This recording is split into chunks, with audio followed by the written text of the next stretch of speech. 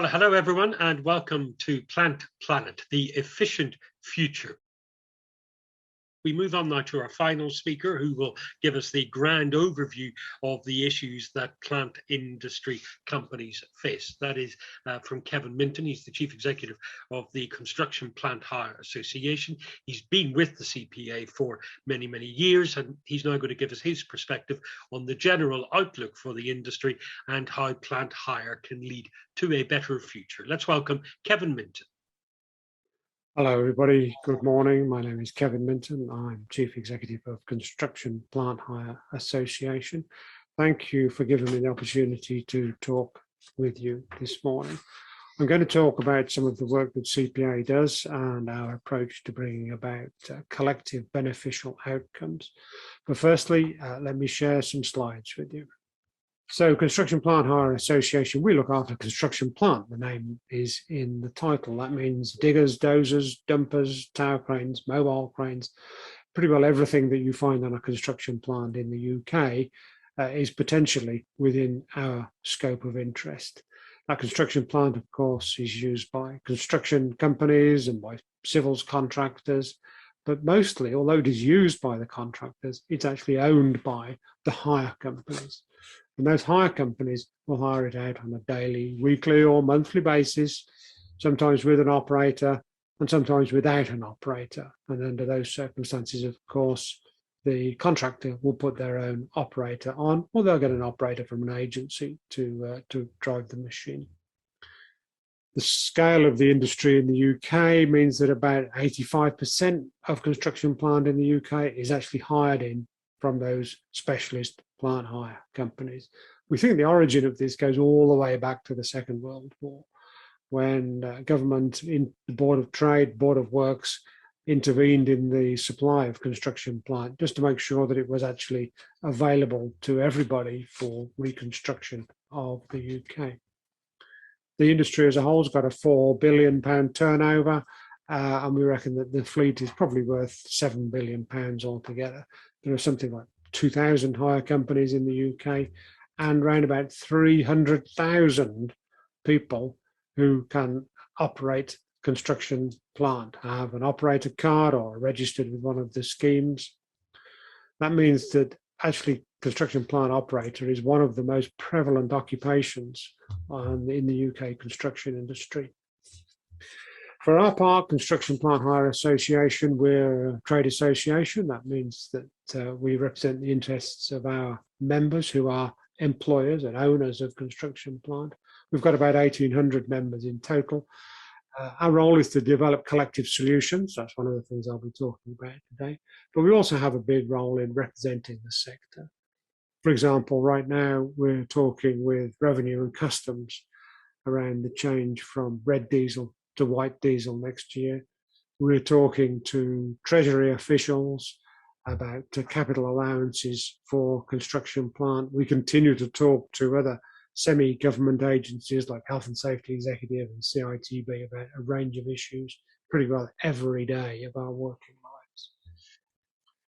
Of course, we also educate and inform people within our sector and outside the sector as well, into the wider construction arena, but also outside construction into schools, colleges, and various other sectors. Our traditional areas of operation have been contract terms for hiring plant. Many of you will be familiar with the CPA model conditions of contract, safety and health issues, and skills and workforce issues. But recently, it's become increasingly apparent that there are two other threads that we need to be working on as well. One is zero carbon, and the second is digitalization. I'll stop sharing at that point. Thinking about safety and health as one of our traditional areas of operation. Actually, we want construction to be a lot safer than it is right now. We want construction to be as safe as knitting. But at the same time, we also want construction to be an attractive place for people to work. We want construction to be as safe as knitting, but actually as attractive as motorsport. How can we as a trade association bring about those changes? Well, directly, of course, we can't. We can only encourage and influence. And one of our means for encouragement and influence is actually through the formation of safety guidance documents, formation of safety guidance policies, and the publication of guidance documents. We've got hundreds of guidance documents which have been produced by CPA, working in conjunction with Health and Safety Executive and lots of other organisations. All of those documents are free to download. Let me just share our website with you now. So,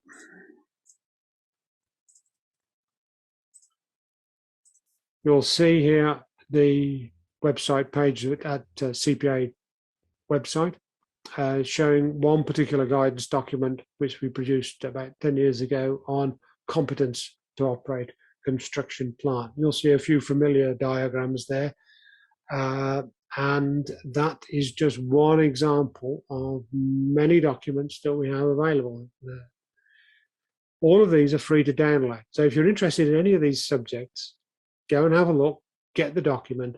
Hopefully you will find it valuable. One of the advantages of working in a collaborative way, for example, this safe use of dumpers we produced in conjunction with the Civil Engineering Contractors Association. This one about MUPS was produced with a whole range of organisations, as you can see there, is that when members of those organisations see this guidance document, they'll recognise their trade association's logo. And hopefully they'll see it as being a safe and trusted authority. And they'll feel far more willing to adopt the guidance that's in there. We also, as I mentioned earlier, do a lot of work on skills and workforce. And we're heavily involved with a lot of work currently, amongst other areas, on working with plant card schemes. These are card schemes, some of which carry the CS logo, but not all of them. You'll be familiar with some of them, like CPCS and NPAWS and lots of others as well. What we want to be able to do with those card schemes is actually work with them and support them, whilst also supporting the employer, because ultimately it's the employer who is paying for this. We want to be able to help them optimize their activity and actually bring about the best and most reliable outcomes for the employer. So when the employer or the site safety agent or the supervisor or the client sees somebody with a particular card, they know what that card actually means. They know what it represents in terms of the person's competence, in terms of their CPD, and in terms of the reliability and authority and quality assurance around that. There's still quite a lot of work to do there. We think that there's a balance point to be struck, of course. We don't want card schemes to get overly complex, but on the other hand, if card schemes don't do enough, then the costs are just going to roll back on the employer. So we have to balance it out. Simple card scheme, cost for employer to carry out the training and assessment and also carry a risk. Much more complex card scheme, the cost starts to go back up again, because actually it costs a lot to administer that card scheme. The employer has to pay for that, or the employee has to pay for that. Somewhere in between the two, there's the right balance of management of what the card actually provides to help the responsible person manage risk on site against the cost of that. And we've recently formed a new organisation, or helped form a new organisation, to work collaboratively on that. So let me just share another screen here.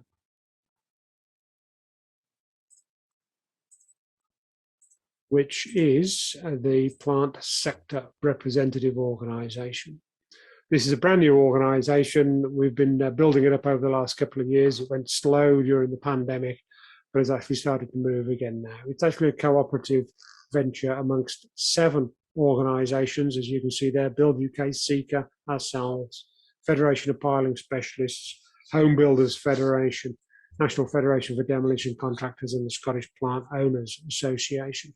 By bringing these organisations together and the 30 or so card schemes who've come along to the card schemes meetings, we think we can actually identify common values, identify common outcomes, and actually help those card schemes and the employers get the outcomes that they want.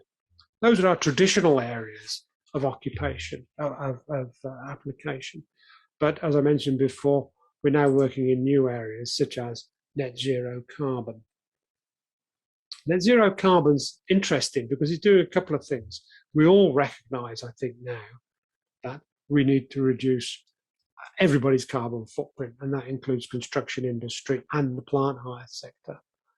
But right now, what the drive to net zero carbon is doing is really making people become very aware of the cost of fossil fuels, not the cost to the environment, but the cost to their pocket. And that's been brought about particularly recently by the imminent change from using red diesel to white diesel in April of next year. And that means that for some organizations, their diesel fuel cost is going to effectively double overnight. And that's suddenly made them very interested in diesel and diesel emissions. And following on from that, carbon footprint and carbon emissions. The UK economy as a whole, led by government, has got a target of reducing fossil fuel emissions, carbon emissions by 78% by 2035. And we're setting out along the same path in construction plant sector. We're doing this through the Construction Leadership Council's Construct Zero initiative. And we're currently advising CLC and various other organisations about how individual organisations can reduce their carbon footprint. One way we can do that, of course, is changing the plant, changing from diesel to electric machine, or maybe hydrogen combustion or hydrogen fuel cells or other novel solutions not yet envisaged. But it's a long way to go there. If we look at the reality of it, there are some niche areas where it is possible to get a fairly good replacement for a diesel engine machine, get it replaced by an electric machine, battery operated machine. But there are still issues around charging availability on site and length of shift versus length of charging time. What's going to be an easier step for us to take in the near future is actually look at operators and operator behavior. We see from data coming to us through telematics that actually some machines spend a lot of time idling. And if they're idling, they're potentially wasting fuel.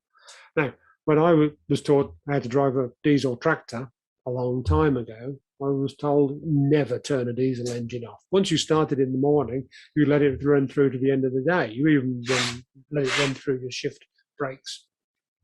Now, of course, we know that is no longer appropriate. Modern engines and modern lubricants and modern injection systems don't require diesel engines to be left running. How can we get that message across, not only to people who were taught a long time ago, but also to folks who might want to keep the engine running in order to keep the cab warm or because they just haven't got around to turning it off? Some employers have already launched eco-operator schemes, and those have brought about, significant reductions in fuel consumption. And these can be easily incentivized as well by encouraging employees to actually compete amongst one another, even if only to win a small cash prize. The employees get very quickly incentivized and actually can bring about some big reductions simply by stopping the machine when they can. So we're working with that employer to actually take, with one of our members, to take their training course and make it available in a much more widespread generic form as a free training package, not actually free training package to the industry as a whole. That brings me on to digitalization, because actually digitalization is one of the things which shone the light to show that machines spend a lot of time idling. Let me just go back to the slides here. One of the fascinating things about digitalization is that it doesn't actually do anything in itself, but it brings about great benefits and great efficiencies, either in simple, narrow programs or by allowing other programs and initiatives to be integrated. One of the things that we've seen in our little sector is that our traditional multi-part crane inspection pad, which is a nice fat pad of NCR paper, that the crane operator would use on a daily and weekly basis to record their inspections. That's rapidly being made obsolescent or obsolete by an app or a range of apps. which means the operator can walk around the crane recording the observations as they go. Brings other advantages as well as cutting down on paper. It means that the operator can take photos of what might be going wrong, send that back to base. Whoever's responsible at base for the machine immediately finds out what's wrong with it, which means that they can quickly program a remedy. Over a period of time, of course, it gives a great database of information about the health of the machine, the suitability of the machine for the environment that it's working in. And that can bring about some good benefits in terms of predictive maintenance schedules. On a more global basis, of course, we can see that a whole range of machines might spend a lot of time idling, and that gives us good information on how the machine, the task, and the site match, and operator behavior. But when we start moving into operator behavior issues, of course, then we start to think about data protection and that individual, as an individual worker, as an individual employee. How far is it right for the employer or the site supervisor to go to keep a record of that employee and their behavior? Of course, there are very many attractive ideas here about keeping digital logbooks or keeping fault records and things like that. But we mustn't approach these until we've got the right rules and governance procedures in place. And at CPA, we're working right now to put help the industry form some governance rules around the sharing of personal data. A few pilot schemes are taking place right now, but there's still a lot to do there. So, collaborative approach. Why do we need a collaborative approach? Well, if there's conflict, of course, that just costs money. If there's uncertainty, that costs money. If there's duplication, that costs money. And if you've got the wrong standards, that costs money as well. How can we eliminate all of those things? Well, we think that we do it quite well through our collaborative approach. There are some continuing aspects to the collaborative approach which we take. We're not unique in doing this. Many trade associations do it in construction and elsewhere. The first part is to have a multidisciplinary team. So we've actually got the right expertise around the table, bring in the right specialist areas of knowledge. But they also need to be looking out and about, knowing what else is going on, knowing what other work streams are in progress. The group as a whole needs to be very outcomes focused. It's very easy to concentrate on activity and think that you've done something simply because you've been busy. But it's important, we've discovered that actually you really need to think about what change in machinery or what change in behavior are we actually trying to bring about. Stick with that.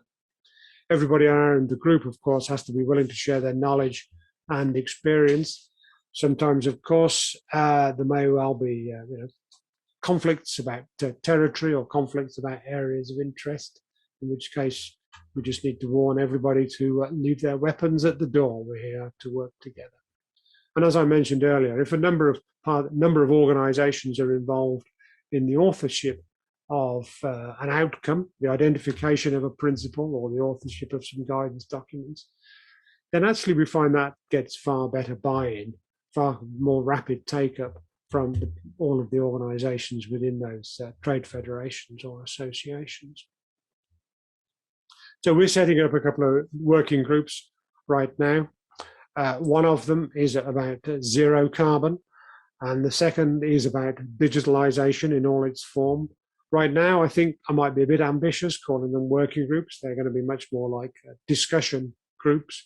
But please, if you're interested in that work, keep an eye on our website and our Twitter feed and our LinkedIn pages or press statements as well. I'm very happy to extend an invitation to anybody who's got valuable material to bring either to the zero carbon program or to the digitalization program. So that's all I wanted to say for today. Please check out our website, www.cpa.uk.net. Be very happy to take any questions. Thank you very much. Kevin, thank you very much. You've just described the daily challenge that many of us face, the importance of outcome and not just activity. There are many days when you wonder which side of the balance we ended up on. Anyway, thank you for your observations. some very, very big themes in there that we'll unpack in a moment or two. But let me go directly to the questions that we've had from our audience. This one from James. What are your views on HVO fuel not being given a tax advantage? Thanks, Declan, for repeating the question there. Can I first of all check that my sound is coming through okay? Give me a I can hear you loud and clear. I don't know about anyone else, but I can hear you. Okay, very good, very good. So there are two parts to answer that question. Thinking about HVO, hydrogenated vegetable oil or hydro-treated vegetable oil, from our perspective at CPA, the jury is out at the moment on whether HVO is a good thing or perhaps not such a good thing. We know that HVO may well be brought forward as being a solution to emissions which are harmful to public health, particulates and other pollutants. But we've seen very clear and good evidence from good reliable sources which show that on modern machines, perhaps stage 4, stage 5 machines, HVO doesn't actually bring about those health benefits at all. It can bring about a benefit on older machines. So already we're starting to see that HVO is not a universal answer there. The other issue about HVO, of course, is about reduction of carbon footprint. And again, it may well reduce carbon footprint on site. But if you look back at the entirety of the supply chain, it may well not be the case that overall that carbon footprint is being reduced.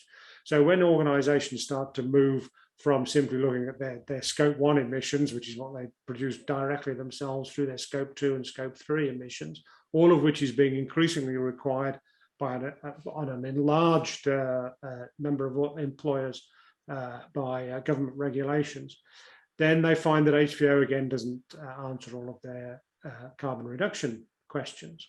And of course, there may well be other governance and sustainability issues around the supply chain providing HVO. So the jury for us is out still as to whether HVO is a good thing or not. We then have to look at the other aspect of it, which is the tax rebate and what government's thinking about that is right now. The best insight that we can see is what government have said in a consultation document about the move away from diesel-engined heavy goods vehicles to electric and hydrogen combustion and other novel forms of power for diesel heavy goods vehicles. And there we see that HVO is seen by government as being probably an interim solution, which will very definitely have a finite life and a very rapidly disappearing usage in terms of HGVs. And that really gives us a further reinforcement of what government's view and what Treasury's view is about diesel as a whole. One of the big reasons behind the move from red diesel to white diesel is that government saw that why should the construction industry or other users who are using red diesel actually burn this fossil fuel with health problems and carbon problems that it generates and get a subsidy for it.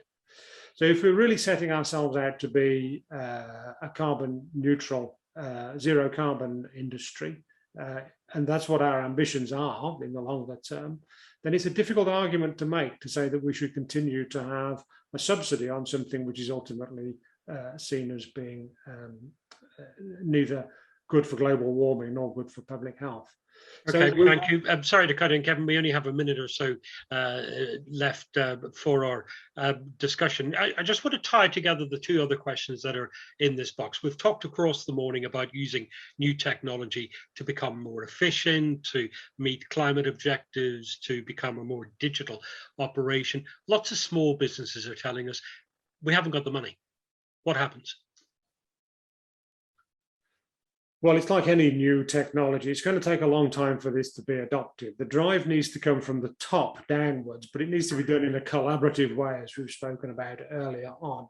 If clients fully understand what the benefits the new technology might bring and take a time scale on that of maybe 2 years, something like that, then organizations can build that into their tendering program. They can build the additional costs into their tendering program, and then they'll much more likely be able to compete on a more level playing field with the early adopters.